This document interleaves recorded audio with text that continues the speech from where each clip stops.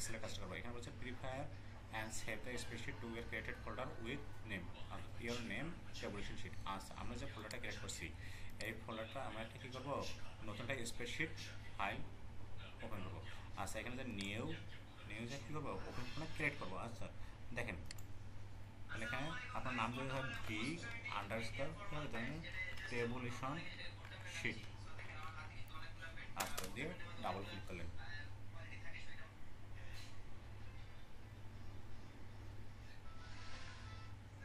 আচ্ছা এখন দেখেন তো, আচ্ছা এখন দেখেন কী বলছে বলেন তো, এখানে prepare the tabulation sheet as per sample. আচ্ছা আপনার স্যাম্পল অনুযায়ী তৈরি করতে হবে। আচ্ছা সহজ কথা, এই যে আপনার প্রথমে কলামগুলো বলে নেবেন, 1টা 2টা 3টা 4টা 5টা 6টা 7টা 8টা। আচ্ছা 8টা কলাম আছে তাই না? আচ্ছা এখানে 8টা কলাম আছে আর ওপরে কি আছে, একটা করে কলাম আছে। তাই আমরা প্রথমে কাজটা আগে করে নিয়ে ওই 8টা কলাম কী করে দেবো, সেলগুলো মার্চ করে দেবো। এই 8টা এই পর্যন্ত 8টা, এরপরে সেল অ্যান্ড মার্চ। আচ্ছা এরপরে এই সেলটাও কি আছে, মার্চ করা আছে। আচ্ছা এখানে কি লিখতেছি, এক্স ওয়াই জেড, সুন্দরভাবে লেখেন এক্স ওয়াই জেড এড, কী লেখা আছে, এটা যেটা এডুকেশন ইনস্টিটিউট, এডুকেশন ইনস্টিটিউট। আচ্ছা এরপরে লেখা আছে টেবুলেশন শিট। আচ্ছা এখন এটা আমরা সুন্দরভাবে এটা হুবহু এইখান থেকে কপি পেস্ট করবো। আচ্ছা দেখেন তো এখানে কি আছে, স্টুডেন্ট আইটি, এরপরে আছে কি বাংলা, তারপরে ইংলিশ, তারপরে কি ম্যাথ, এরপর আছে এফআরএস, এরপর আছে জিপিএ, এরপর আছে টোটাল, সরি এখানে টোটালটা লেখা নেই। আচ্ছা আমরা সুন্দর লিখি টোটাল, তারপরে এভারেজ, আচ্ছা তারপরে জিপিএ, তারপরে র্যাঙ্ক। আচ্ছা খুবই সহজ। আচ্ছা এখানে কত 110 পর্যন্ত নিচ্ছে না? আচ্ছা আমরা এই কাজগুলো এখন করে ফেলবো। 101, তারপরে 102 দেবো।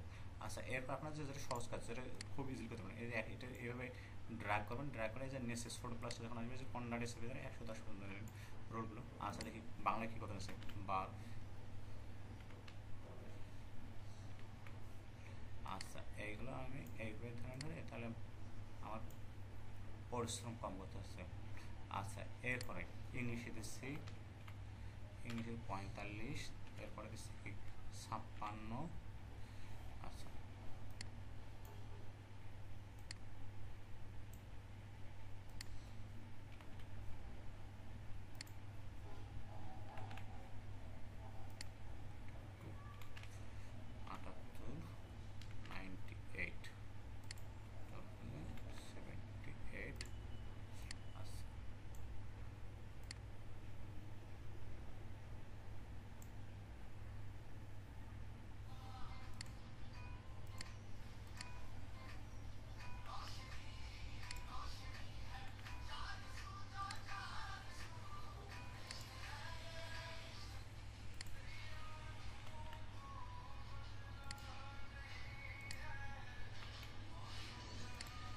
আচ্ছা এতটুকু পর্যন্ত আমার কাজ শেষ।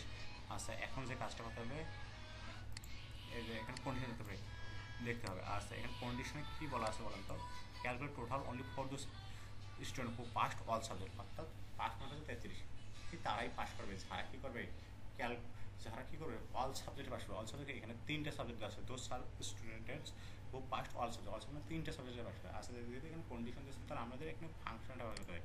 সেটা কী হতে কন্ডিশনাল ফাংশন, এটা এখানে এক্সেলের কন্ডিশনাল ফাংশন হচ্ছে এই ইফ, এই যে ইফ সেলে কী করবেন ট্যাব দেবেন। আচ্ছা এখানে বলছে 3টে যেহেতু সেল আছে, আমাদের এই সিস্টেমটা এমনভাবে নিতে হবে যেন 3টে সেলে কী করে একরকম করে।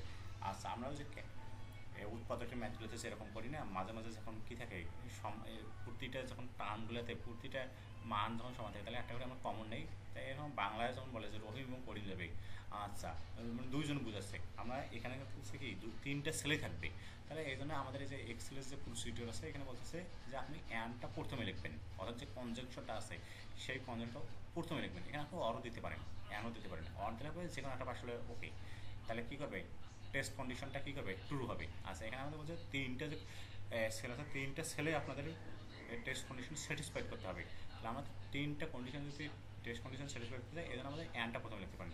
আচ্ছা তাহলে এখানে অ্যান্ড লিখে দেবেন, যে অ্যান্ড লিখে ট্যাব দেবেন। আচ্ছা এরপরে সেল, দেখেন এই সেল লিখেই গ্রেটার দেন ইকুয়াল 33। আপনারা অনেকে 33 গ্রেটার দেন 33 দেন, তাহলে হবে না। কেন হবে না, কারণ তখন 34 পর্যন্ত দেখাবে। এখানে বলছে 33 or 33 equal or greater than. আচ্ছা এরপরে আবার এই সেলটা নিচ্ছি, তারপরে গ্রেটার দেন ইকুয়াল কত হচ্ছে 33। আচ্ছা এরপরে এই সেলটা আছে, তারপরে কী হচ্ছে গ্রেটার দেন ইকুয়াল কত হচ্ছে 33। আচ্ছা এইটা কন্ডিশন তাহলে দেখেন এই যে মনে করেন যে এই যে কমা অপারেটরগুলো আছে এই মাঝে অ্যান চলো, এই অ্যানটা আপনার কমন নিয়ে এই যে সামনে রেখে দিয়েছেন। আচ্ছা এইটা যদি স্যাটিসফাই হয় তাহলে ট্রু কন্ডিশন, দেখেন ভ্যালু ট্রু, এটা হলে তাহলে এই তিনটে নাম্বার যোগ করে কী করবে, তার ছাত্রটা কি টোটাল মার্ক দিয়ে দেবে। এই সাম কী করবে, এই যে এইটা থেকে এটা আচ্ছা ড্রাগন রক্ষে দিলাম। এরপরে যদি এটা যদি কেউ না করে তাহলে সে কী করবে, হয় ফেল করবে, নতুবা কী হবে তার জিরো আসবে। আচ্ছা আমরা জিরো দিয়ে দিচ্ছি, দিয়ে ব্র্যাকেট করে দিলাম। দেখেন প্রথমে যে বাংলায় এই ছেলেটা কী করছে 12 হয়েছে, এই জন্য পাস করেনি। আচ্ছা আমি এটা একটু 45 দিই, দিলে কেমন হয়, এই দেখেন পাস করে ফেলছি। আচ্ছা এই যে এত দিয়ে দিলাম, দেখেন অনেকেই কী হয়েছে জিরো হয়েছে। আচ্ছা অ্যাভারেজ, এখানে অ্যাভারেজটা আপনি বিভিন্ন ফর্মুলা ফাংশন ব্যবহার করে দিতে পারেন ফর্মুলা। আচ্ছা এখানে আপনি সহজ কাজ। আচ্ছা যেহেতু অ্যাভারেজটা কেন বের করতে বলছে, যে calculate GPA based on average as, আচ্ছা এই যে অ্যাভারেজ এই জন্য জিপিএর ভিত্তি করি, তাহলে আমরা যারা পাস করেছে তাদেরই তো জিপিএ লাগবে তাই না, আদারওয়াইজ কারো জিপিএ বের করতে পারবো না। তাহলে আমাদের কী করতে হবে, এই যে সহজ গড়ের আমরা সহজ সূত্র কী জানি, এই যে total number divided by total quantity. তাহলে আমরা এখানে কোনো কিছু ক্যালকুলেট করতে হলে ইকুয়াল সাইন দেবো। আচ্ছা এই যে টোটাল ডিভাইডেড বাই কত, এই 3 দিয়ে দিলাম, ইন্টার দিয়ে দেন। আচ্ছা এখানে যে আপনার ডাবল ক্লিক করলে এখানে সম্পূর্ণ যতদূর ঘর আছে চলে আসবে। আচ্ছা এখন বলছে এই যে জিপিএ নির্ণয় করতে হচ্ছে বেস্ট অন কি অ্যাভারেজ। আচ্ছা আমরা সুন্দরভাবে এবার করবো। আচ্ছা এখানে যেহেতু জিপিএর একটা হচ্ছে কন্ডিশন বলে একটা রেঞ্জ দেয়, এই রেঞ্জ থেকে এই রেঞ্জ, এই রেঞ্জ থেকে এই রেঞ্জ করলে কী হয় বলেন তো, একটা করে কন্ডিশন স্যাটিসফাই করে। তাহলে আমরা এখানে কন্ডিশন যেহেতু কথা বলা আছে, তাহলে আমরা ইফ ফাংশন ব্যবহার করবো। তাহলে এই দেখেন ইফ ট্যাব দিলেন। আচ্ছা এই মানটা কথা আছে বলুন তো, greater than or equal, greater than or equal কথা আছে 80 আর হলে কথা আছে 5। আচ্ছা এরপর বলছে যে ফলস না, আমরা বুঝছি যে আরও কী আছে, আরও কন্ডিশন কিছু কী করতে হবে, স্যাটিসফাই করতে হবে, অর্থাৎ টেস্ট আছে আরও কন্ডিশনাল টেস্ট তাই স্যাটিসফাই করতে হবে। আবার আমরা ইফ দিলাম। আচ্ছা ইফ আবার এটা দিলাম, কত হচ্ছে বলুন তো, গ্রেটার দেন হ্যাঁ ইকুয়াল কত হচ্ছে 70। আচ্ছা 70 দিলে কত হচ্ছে 4 হচ্ছে। আচ্ছা এরপরে বলছে আবার যে ফলস, ই ফলস না, আমি বলছি আবার আমাদের টেস্ট কন্ডিশন দেবে ইফ। আচ্ছা ইফ এখানে অ্যাভারেজ গ্রেটার দেন ইকুয়াল কত দেওয়া আছে পর্যন্ত, গ্রেটার দেন এখানে 60। আচ্ছা 60 হলে কত হবে 3.5 দিয়ে দিলাম। আচ্ছা এরপরে বলা আছে আবার কন্ডিশন আছে, যেহেতু কন্ডিশন আপনার দেখতে হবে। আচ্ছা আমি একটু এমনি বুঝে দিয়ে করতেছি, তো আপনারা এগুলো দেখে দেখে করবেন। আচ্ছা আবার তাহলে আমাদের ইফ ফাংশন আবার তাহলে এই যে গ্রেটার দেন ইকুয়াল কত হচ্ছে বলেন তো 50 থেকে হলে। আচ্ছা এটা হলে কত আছে 3, আবার দেওয়া আছে যেহেতু 33 পর্যন্ত আছে, তাহলে আবার আমাকে দিতে হবে সরি আচ্ছা ইফ গ্রেটার দেন ইকুয়াল কত দেওয়া আছে বলেন তো 40 থেকে গেলে তাহলে কী হবে 2 হবে। আচ্ছা আবার বলা আছে যে কন্ডিশন 33-এর সে বড় হলে কত হবে, এলে 1 হবে। আচ্ছা ইফ এই সেল গ্রেটার দেন ইকুয়াল কত দেওয়া আছে বলেন তো 33 হলে কত হবে 1 হবে। আচ্ছা এরপর ফলস। আচ্ছা এরপরে কোনো কন্ডিশন আছে না, যদি কন্ডিশন না থাকে সেটা কী হচ্ছে 0।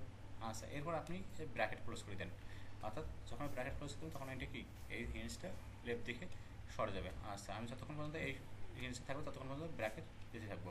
যদিও আপডেট যে ভার্সনগুলোতে আছে এইভাবে ক্লোজ না করলেও হয়, অটোমেটিক নিয়ে নেয়। আচ্ছা এইভাবে দিয়ে দিলাম।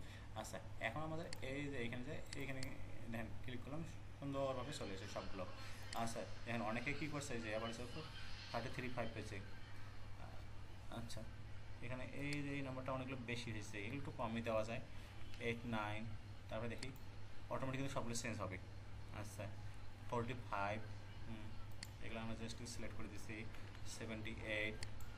আচ্ছা আপনারা কিন্তু সবগুলো দেখে দেখি করবেন, এগুলো কিন্তু ফান নয়, আমি যেহেতু ভিডিও করার সুবিধাতে এগুলো করে দিচ্ছি, আপনারা কিন্তু সুন্দরভাবে এগুলো করে দেবেন।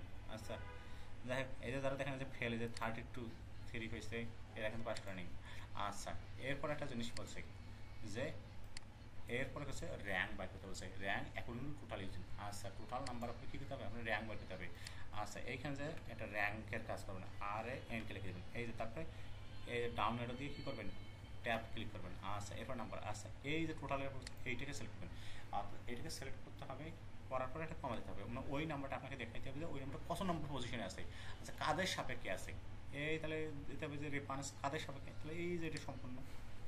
আচ্ছা এখানে একটা কাজ করা হয় যে যেহেতু শর্টিং করা হবে, এই জন্য আপনাকে লক করতে হবে বা রেফারেন্স করতে হবে, এই জন্য সাথে দিতে হবে ফাংশন কি F4, এই যেখানে লক হয়ে গেছে, এটার ফলে কারো হবে না। আচ্ছা আপনি জিরো থেকে ডিসেন্ডিং অর্ডার দেখবেন না এসেন্ডিং অর্ডার দেখবেন, ওটা প্রথম ওটা বড়, এটা কি ছোটো থেকে দেখাবেন না বড় থেকে দেবেন, আপনার আমি ডিসেন্ডিং অর্ডার দিই, তাহলে এই দেওয়ার পর কী করবেন, ব্র্যাকেট খোলা। আচ্ছা তারপরে ইন্টার দিলেন। আচ্ছা এই যে ইন্টার দেওয়ার পরে এই যে এখানে দেখেন, এই যে ক্লিক করে দিলেন, এই দেখেন যেটা 8 আছে, 0 পাইছে সেটা 8 আছে। আচ্ছা এইখানে একটা কাজ আছে, আপনারা অনেক সময় বলতেছেন কি যে এটা আপনার শর্টিং আকারে দেখাইতে হবে। আচ্ছা এইটা সুন্দরভাবে এই যে দেখার জন্য আপনাকে এই কাজটা এইখানে দেখেন, এই জায়গাটা সিলেক্ট করেন খুব সুন্দরভাবে। আচ্ছা এইখানে আপনি অত কিছুতে যাবো না, এই যে এইখানে এইখানে যে এই যে শর্ট, এই দেখেন যেখানে ফিল্টার করবেন। আচ্ছা এইখানে আপনাদের একটু দেখে দিই, যে এখানে যে ফিল্টার করবেন,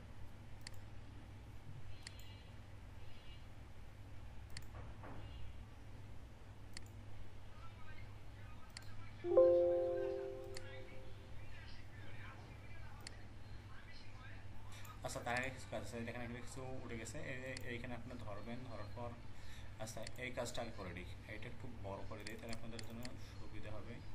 এই যে এটা বড় করে দিলাম, এটা আর একটু বড় করে দিলাম। আচ্ছা এরপরে দেখেন যে লেখাগুলো যাতে ঠিক করা আছে, এখানে যে ফরম্যাটে যাবেন, অটোফিট হাইট, এই যে অটোফিট কলাম হাইট, এই যে এটাকে দিয়ে দিলেন, দেখেন সবগুলো সুন্দরভাবে দেখা গেছে। আচ্ছা এরপরে এইগুলো লেখার জন্য আরও সুন্দর করার জন্য আপনারা যে বক্স ব্যবহার করবেন, এই যে অল বর্ডার। আচ্ছা এখন আছে যে আমরা এই কাজটা কেমনে করবো তাই না, যে এগুলো শর্টিংয়ে যে র্যাঙ্কগুলো শর্টিং করবো কেমনে। আচ্ছা এই যে এখানে যে আপনার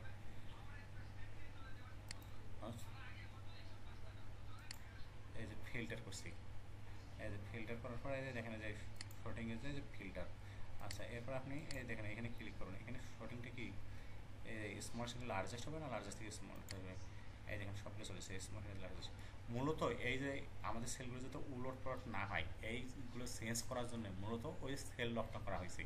আচ্ছা এতদূর মনে হয় আপনারা বুঝতে পারছেন, এতটুকু কথা বলে আপনারা ওকে, ধন্যবাদ।